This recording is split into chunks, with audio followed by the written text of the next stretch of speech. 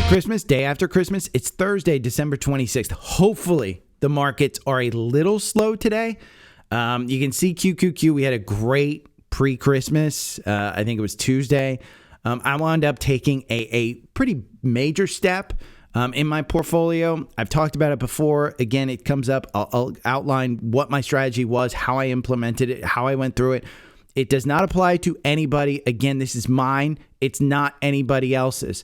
Roaring Kitty tweeted, we'll talk about that one. I wanted to revisit Stanley Druckenmiller's Argentina trade because I thought that was a great strategy and look at it. We will also talk about CNBC's survey, which I can't find on the survey. There's several things in there that I found interesting this morning. MasterCard pointed out that holiday sales are up. Online shopping grew. We'll talk about a strategy of an online trader that I actually follow who just uses Trendlines. There is nothing more that she does. It's just Trendlines. And while you're looking at Trendlines, Steve Burns has a great guide to Trendlines and what you can do it. QQQ strategy that Trendspider did. Some risks at Bitcoin because it was pointed out in the last few days that Bitcoin could have some major risks and Trump may not want to do what he was talking about. So again, I think the risk reward is perfectly fine. 20 stocks from Shay Boulard. So he tweeted that out too. So let's talk about the market. And you can see the QQQ, the algorithm has you out. And so, right now Qs are down, let's see, it's down about 0.37%. Nothing huge. I would expect continued light trading this week and potentially next week until we get to January 2nd. And January 2nd, I think you're going to start to see some pretty major moves in some stocks. I think you'll see some major rebalancing going on.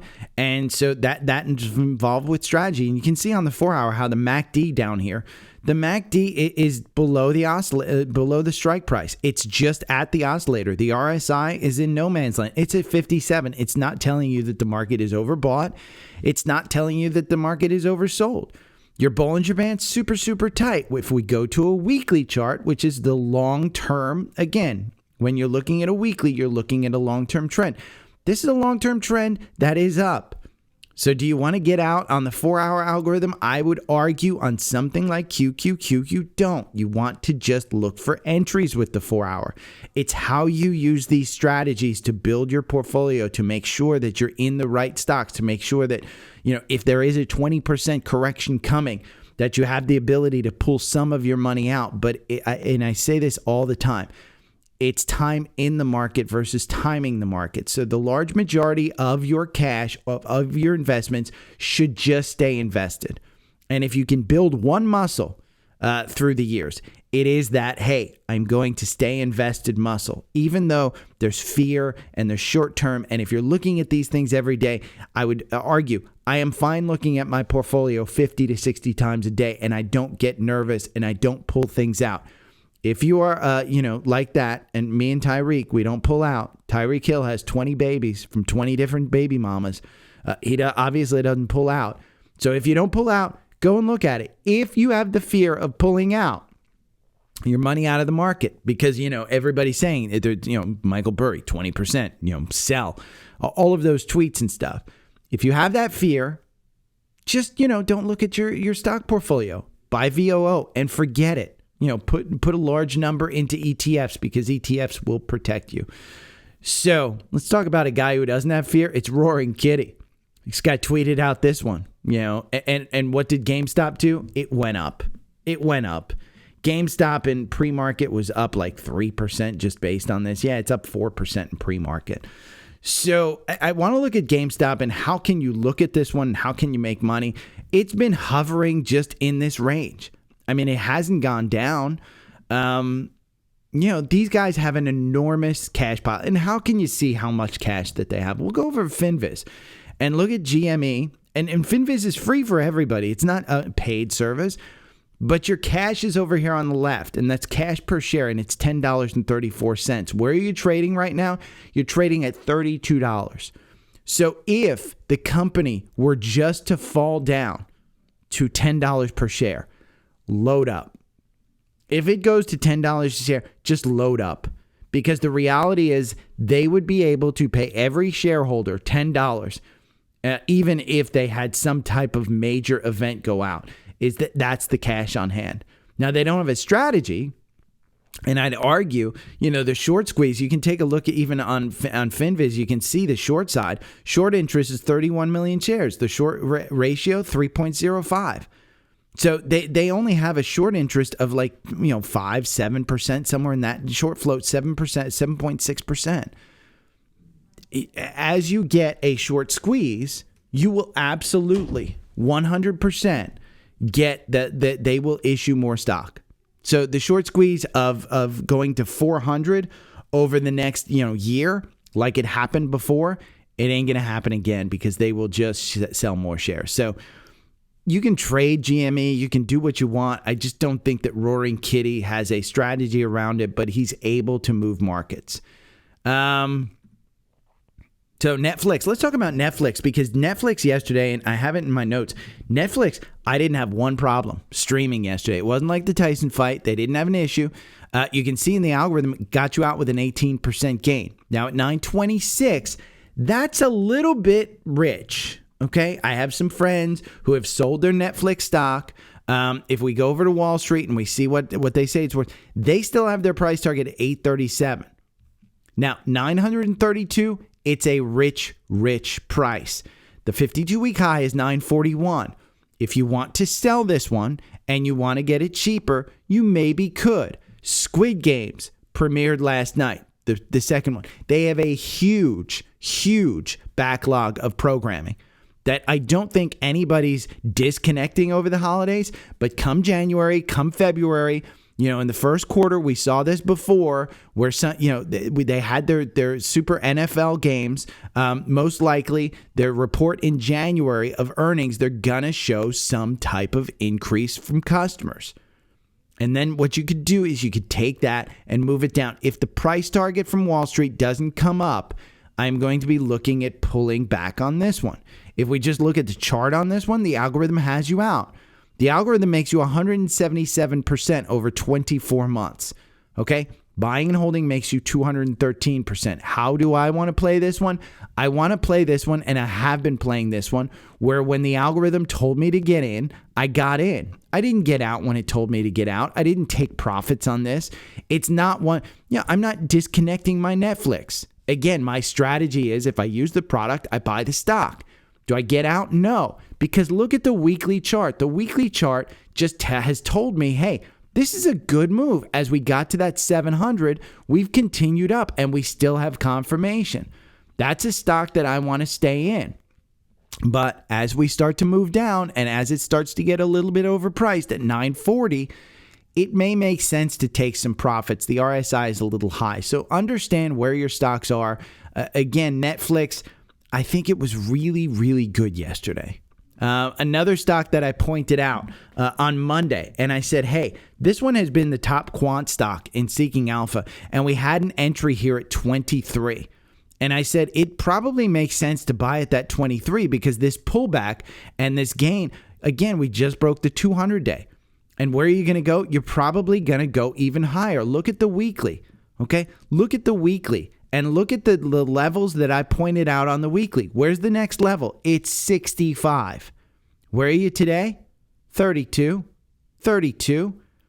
You were up 30-something percent, 26% on Friday. And what did they, on Tuesday? And what did they announce? They're joining the NASDAQ. They're joining the NASDAQ QQQ because they don't have the market cap to do that. They are joining the NASDAQ, so you could trade this over the counter before, but starting today, you get to trade this on the NASDAQ, PSIX. And this one has had a crazy run. Remember, this was pointed out, I think it was by Brian in the Facebook group, and all he did was go over to Seeking Alpha, and he went to top stocks, and PSIX was in there. You don't even see it right now in here. Okay, it's LX, KINS, it's Carnival, and United Airlines are the top four. And so if you just look at that and you look at the quant rating, what is the quant rating? It is basing stocks on 4 factors. Okay, we'll look at LX. It is valuation, growth, profitability, momentum, and revisions. And when you look at LX, this one is Lennox FinTech. This is a super, super small market cap, 993 million. Okay, not huge volume, 1,000 freaking shares. So you don't have a lot of shares that are trading, but it's run up and it's got super, super strong fundamentals. And that's what you look at in Seeking Alpha. And if you want Seeking Alpha, you know, again, there's a bundle offer, which you get a premium and alpha picks. I'll explain alpha picks in a little bit, but you get premium and alpha picks and you save $159 by using that second link. Okay. The first link is Trendspider. And we talked about how my 4-hour algorithm, you can look at this. My 4-hour algorithm on PSIX, say you don't want to trade this one or you don't trust it. Find a strategy that works. And this one, my 4-hour algorithm works over 31 months. Okay, 31 months. You have 31 positions. This makes you 666%. Buying and holding makes you 1,093%. But if you don't have the strength that we talked about for buy and hold, find a strategy that works. Why did I think 23 was so good? Look at where the MACD reset to. It's under the oscillator. Look at where the RSI is. It was at 21. This one had to come up. Buyers needed to show up. So that's, again, that's a strategy that I used. And that's what I looked at. And then all of a sudden, good news comes out and boom, it goes up. Now, I want to revisit a trade that I thought was pretty good. And I actually watched the interview. It was back in May. And it was May 22nd. Stanley Druckenmiller, he used AI.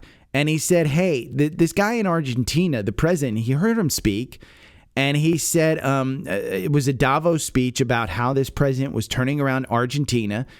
And what did he do? He literally, and if you want to read this is just a total transcript of the conversation.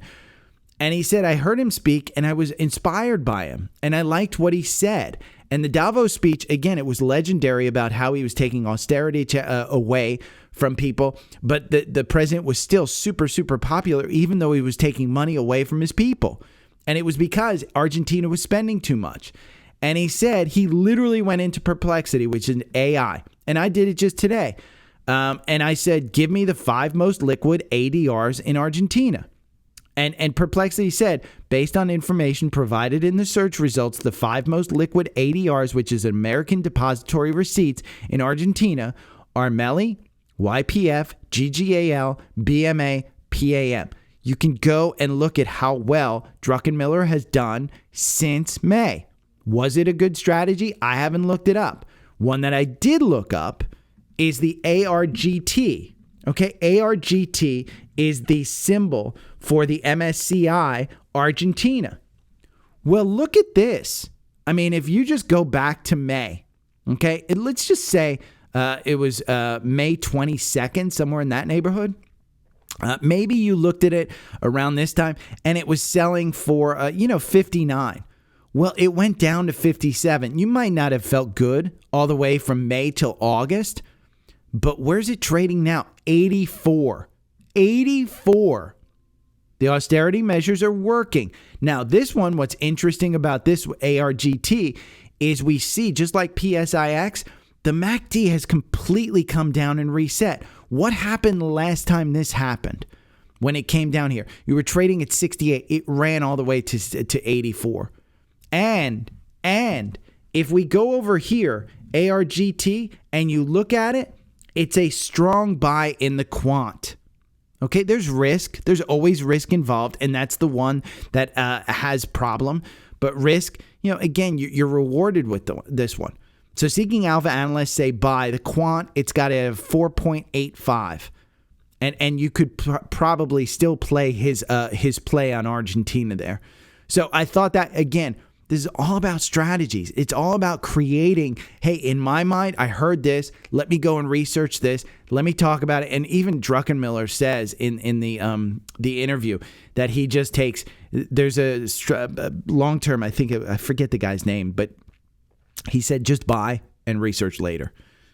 That's what he basically said. And Druckenmiller said that, and he put a ton of money into it, and he's probably doing really, really well.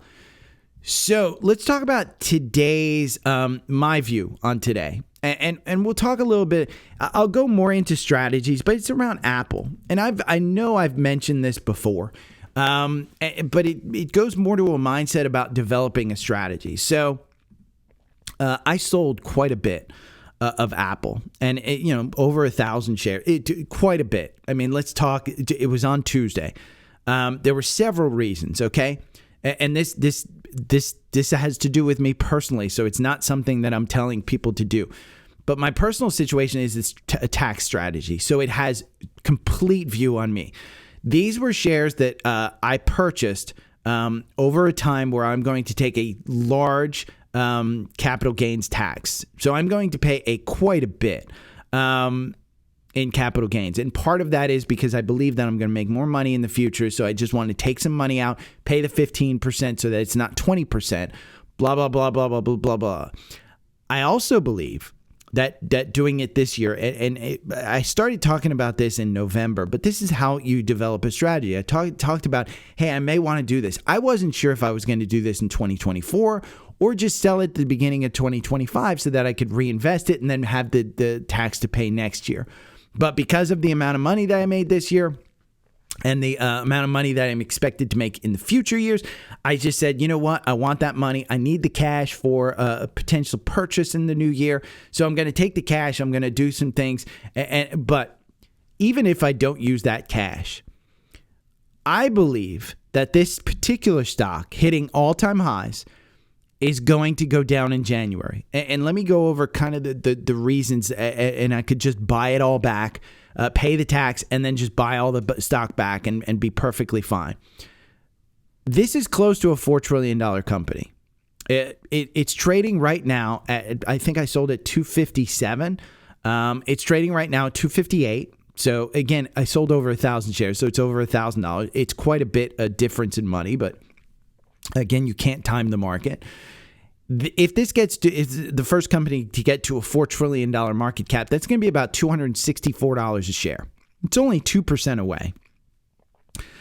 I want to ensure that I move some of my Apple stock to VOO for safety reasons. I do think it's reasonable for Apple to be a $4 trillion company with all of the money that they make. And remember, this is a stock that is the largest holding in most ETFs, and you've got record numbers of capital coming into the market. It makes more sense for you to hold Apple, in my opinion, than it does Nvidia at $3 trillion. Holding Apple at $4 trillion than $3 trillion. I just believe Apple has way more customers out there and way more ability to pull levers because they have the ability to create new products. What does Nvidia have? NVIDIA doesn't have retail customers. They're selling to hyperscalers. And the second those hyperscalers, and you can hear it in Microsoft's CEO saying, hey, we're not chip constrained. We're not memory constrained. We're power constrained. You can hear it in Broadcom saying, hey, we've got thousands of, hundreds, the top four companies, they're all going to create silicon through Broadcom. And does that take money away from NVIDIA? Of course it does. Look at Google. They've got their new chips. They're not using a lot of NVIDIA chips. Look at Apple. They're not using a lot of NVIDIA chips. They're actually using their own chips. So I do feel more comfortable with Apple than NVIDIA. The other reason why I was selling this large amount of Apple at $4 trillion, do I think that this company could get to $8 trillion in market cap? No. I think that the fact that they buy back stock does appreciate the stock, and I think it's a savings account. I think it's perfectly fine, but I think there's risk there. And the final one that I think is risk is, when is Tim Cook going to retire? When Steve Jobs stepped away and gave it to Tim Cook, there was a succession plan, and it was there, and it was internal. I don't know if that succession plan is there. They don't make that public. But I do have a feeling that I will be able to buy this stock at a 20% discount at some point in time from where it's trading, just because if Tim Cook steps away. That's just it. Again, I pointed this out too. CNBC had a quarterly survey, and I can't find the damn thing on the website. But of the people that participated in this stock, 77% believe that the 493 stocks in the S&P 500 will outperform the Mag 7. Now, that was the same as in 2023, and the Mag 7 did just fine in 2024. So I take it, and I just believe that it's okay. I just believe that, again, we're going to see some rebalancing. We're going to see some selling in January. And I think in those first 2 weeks, I think the Santa rally continues on. But I think just seasonally, we'll see some type of thing. And you can see it in the seasonal data. I mean, we'll take a look at this. And we'll go back, let's go back to 2005. And let's just look at the week of the year. It's not great. You get to the third week in January, fourth week in January, you start going down. So I do believe that I'll have the opportunity to buy this back. That's why I took the chain. Again, it's about building a strategy. So that CNBC survey, by the way, one of the other things that they said, they favored software stocks over semi stocks. Again, it gives me concern about NVIDIA. Do I have a concern about Apple? No, I do have concerns about NVIDIA, but I do believe that NVIDIA's value, if they sell out of Blackwell, I don't think you get out of NVIDIA. I just think you have to be aware of these things. And NVIDIA, for me, wouldn't be a 60% of my portfolio. Apple, I'm perfectly fine holding 60%. It's just about building that strategy in your mind. The majority of survey participants also thought Bitcoin would hit 50,000 before 200,000. So listen to the survey. Understand that the majority of people, be careful what you wish for. I can't stand the CNBC website because they said just find it on the CNBC, and I couldn't find it. And another example of what experts say that you might want to listen to, again, douche on the internet kind of stuff. We heard all about going into Black Friday, how there was a tremendous difference in the years where spending between Thanksgiving and Christmas, we had 1 week less of spending, and how retail spending was going to go down. Well, Visa and MasterCard just released their spending. It's going up. So again, don't listen to some experts. Make sure that you have your strategy in there. Walmart, Amazon, big winners. MasterCard actually pointed out that Nike in the apparel was a big winner. And could this be the turnaround that Nike was looking for? Remember, the CEO came out and he basically said, hey, the turnaround's going to take a long time. And if we just pulled up a 5-minute chart of the after hours on that one, I think you trade between this 66 and 88. If you want to start buying it here at 78, it might make sense. If they were the big winner in apparel, maybe, again, remember, October, I went into the outlet mall in Georgia, and I loved Nike stuff. I bought the sweatsuit that I'm wearing now. I bought a bunch of shorts. I bought a bunch of shirts. I hadn't liked Nike clothes before. All of a sudden, I really liked them. Then here, in the Simon Property Group Mall last week, I was sitting there. The only store that was packed was Nike. I didn't like any of the clothes, but it was the only store that was packed. Every other outlet mall store was empty. They did point out that Target could be a big winner in the new year. I am not willing to get back into Target. I don't trust Target's management. I think that they've led us wrong many, many times. But they pointed out, hey, this could be a one. And that trend line, we've broken it. One to put on your watch list maybe for the next year. And talking about trend lines, this is a woman, Tori Trades is her name on YouTube. She only uses trend lines. I mean, that's it. And so I'll put this short in. She lays out her strategy of just using trend lines. That's it. And you could absolutely just do that. And trend lines are a great thing to use. Now, Trendspider put this one out, a weekly chart of the S&P 500. Look at that going back to COVID. And look at where we are.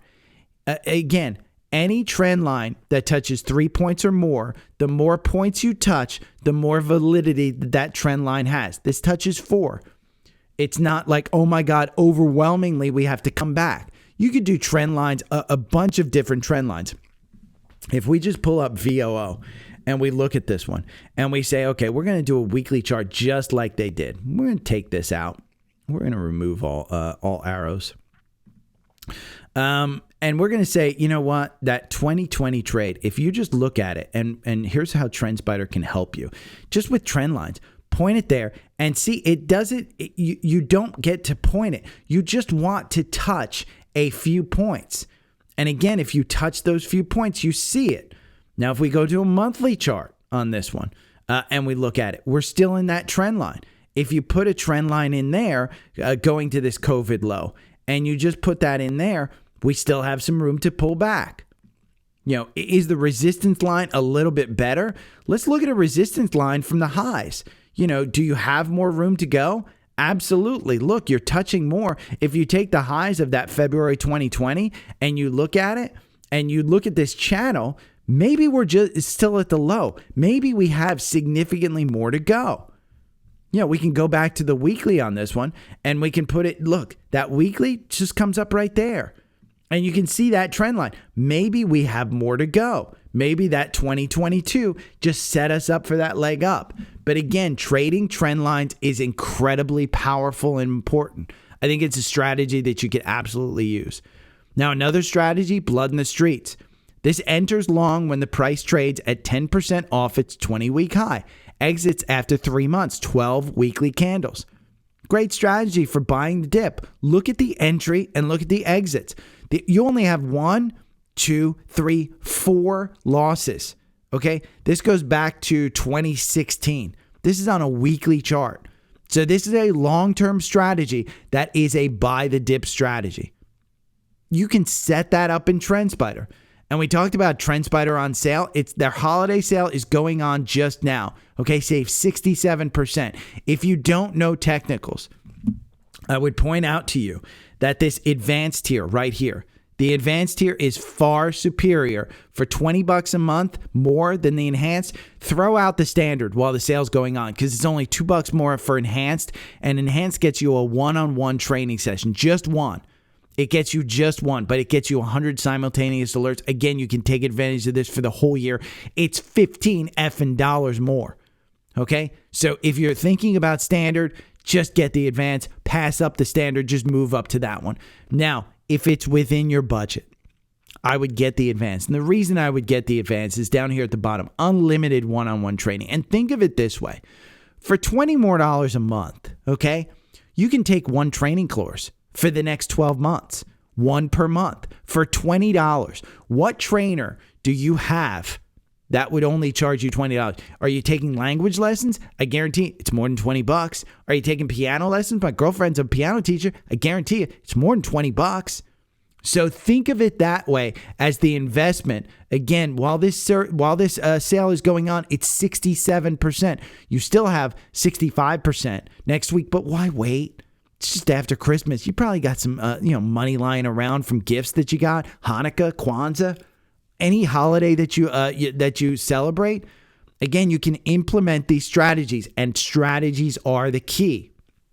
Now, you see all those lines on my chart, like VOO. We can get rid of. Let's remove all. We'll just remove all of those. You see these lines on the chart, like that blue is a 50-day, the red is a 200-day, the green is a 9, and then there's 21. Steve Burns lays it out here. Okay, you can use, here's all the moving average guides. 5-day, use it for short-term momentum. Ideal for short-term momentum. Use it for PSIX.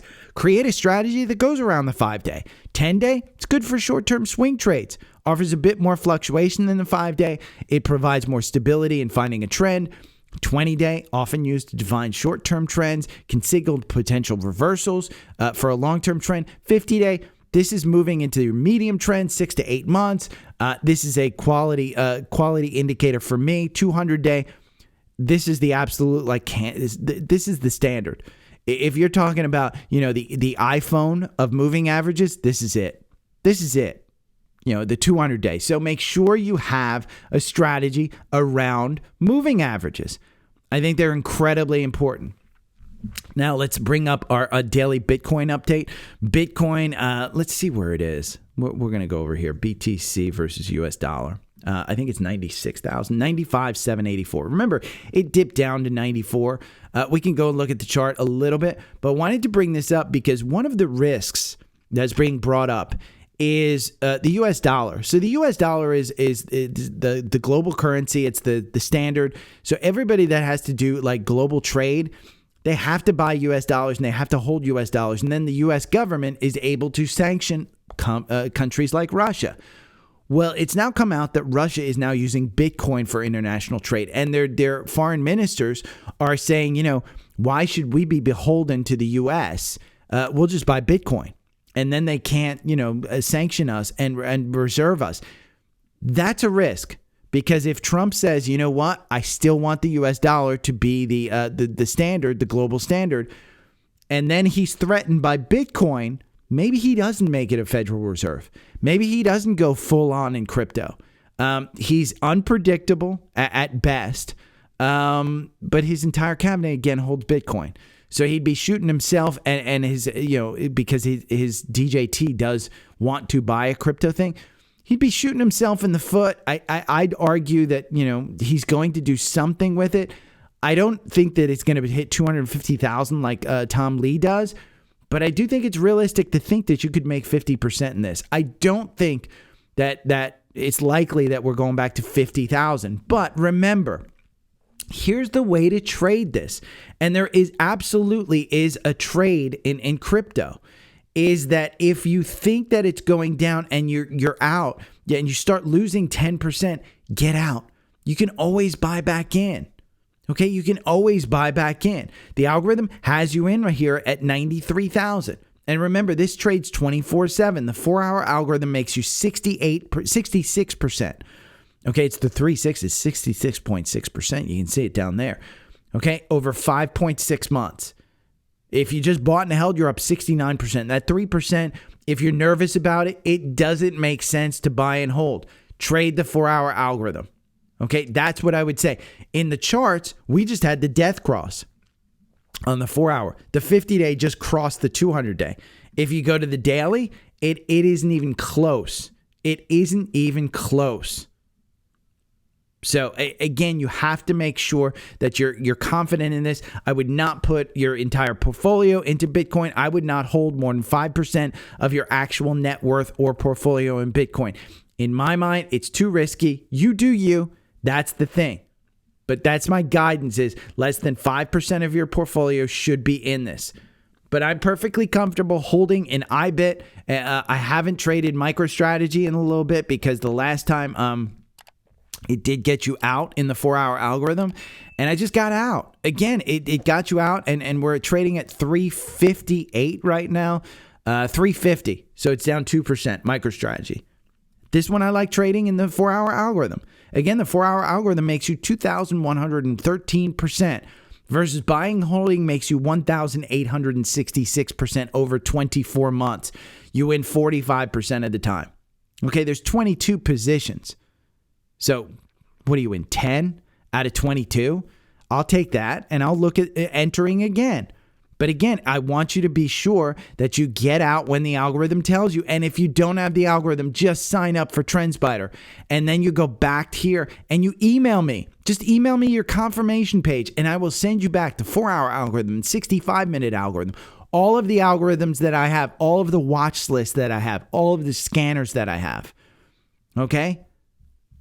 So I do believe that Bitcoin is a good one.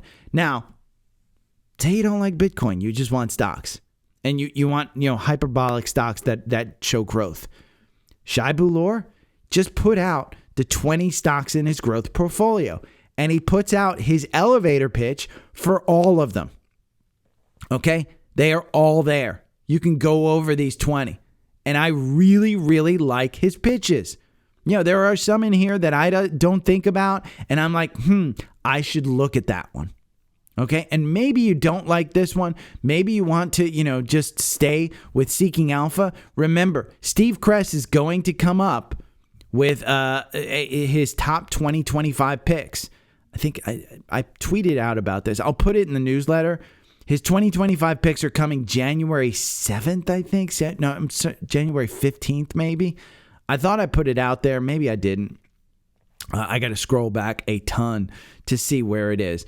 But he's putting it out there, and those stocks have outperformed greatly the market, making like 200% last year and 155% the year before. I know I've put it in the newsletter a couple of times, but again, he is putting that out. Maybe that's a strategy that you want. Remember, it's all about strategies. Now, let's talk about in the newsletter. If you go over here to the newsletter and you just go to the Daily Stock Pick newsletter and you scroll down to the last newsletter, if you just go down to the bottom here, the bottom has what's called scans, okay? These are scans that I do in Trendspider for bullish stocks in the 4-hour algorithm. I love trading that 4-hour algorithm. I like buying and holding on the 4-hour algorithm, okay? Today's list is enormous, absolutely enormous. It is a ton of stocks. And so the list is way too long to go over. I want you to subscribe to the newsletter. And then anybody that signed up for Trendspider, you can just go and put that symbol into Trendspider and look at the 4-hour algorithm chart. Right? Perfectly fine if you want to just comment below what your favorite stock chart is. And you could just comment below. It'd be a good one. So again, Merry Christmas, Happy Kwanzaa, Happy Hanukkah, anything that you celebrate. I wish you luck. The markets today, I do think that we wind up positive by the end of the day. I just think there's too much momentum in this market to actually wind up negative. If we do wind up negative, it's not a long-term outlook. I think it's just temporary. I think this QQQ will probably get a buy-in in the next couple of days before the end of the year. I think the Santa Claus rally is real. I just think that come January, you're going to have opportunities to buy stocks a little bit lower. So if you have some cash on the sidelines, sit there and wait. Okay, I will talk to you guys. I probably won't do a podcast tomorrow. I will probably do one next Monday. Okay. Every morning I wake up to the sound of the trading bell.